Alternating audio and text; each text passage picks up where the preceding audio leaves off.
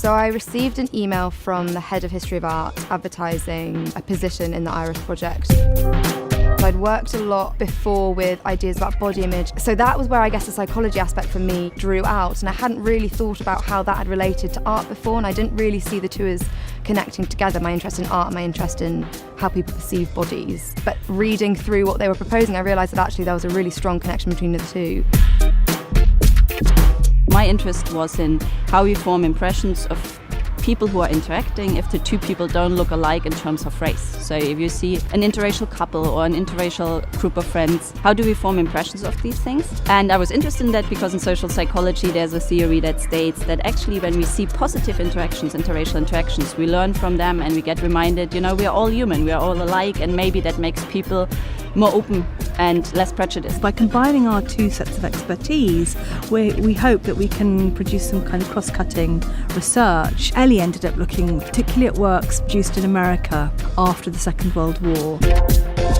Power relations were changing. So we wanted to create a focus group where we would present people with images from the catalogue. I initially showed them one painting and asked them to discuss amongst each other without actually telling them that what we were researching was interracial relationships. What was really interesting, which we hadn't really accounted for within the research scheme, was that actually people are quite wary talking about race. Images are very, very instant and they can cause quite instant reactions.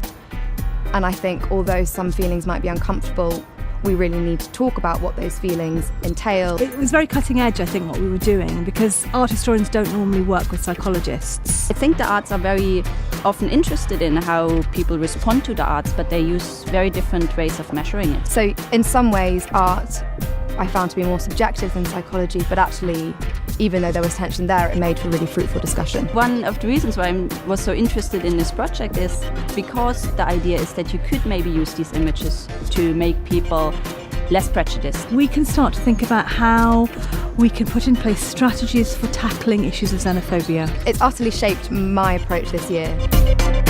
It's probably affected my interactions on an everyday basis, and it's probably made me think not just in wider terms about history of art, but about the wider world and the way that I live in the world.